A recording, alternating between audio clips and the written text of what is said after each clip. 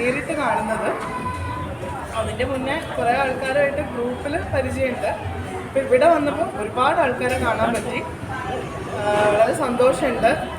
പിന്നെ നമ്മുടെ സംഘടന രജിസ്റ്റർ ആയതിൻ്റെ അതിൻ്റെ സന്തോഷം ഒത്തിരി ഉണ്ട്. ഇതിനേക്കാളൊക്കെ എനിക്ക് സന്തോഷം തോന്നിയ കാരണം രമലത്ത, ബാവക്ക, സജിത ചേച്ചി, ഹസ്ബൻഡ്, ഇങ്ങനെ ഒരു കഥ പറയാൻ എനിക്കില്ല.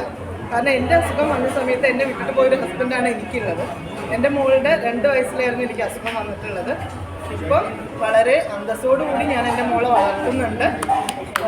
എനിക്ക് മഞ്ജു, ലക്ഷ്മി ചേച്ചിനൊന്നും ഞാൻ ഇതുവരെ കണ്ടിട്ടില്ല.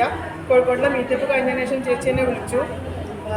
എന്നോട് പറഞ്ഞൊരു കാര്യമുണ്ട്, സ്വന്തം ചേച്ചിയായിട്ട് കാണണം, നീ ചേച്ചിയുടെ അടുത്തേക്ക് വരണം.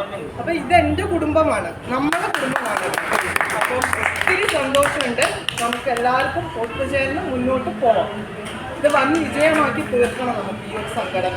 അതാണ് എൻ്റെ ആഗ്രഹം. ബാലേട്ടൻ്റെയും നമ്മളെ മരിച്ചുപോയ നന്ദുവിൻ്റെയും ശിവൻ്റെയും ഒക്കെ ഒരു ആഗ്രഹമായിരുന്നു ഇത്.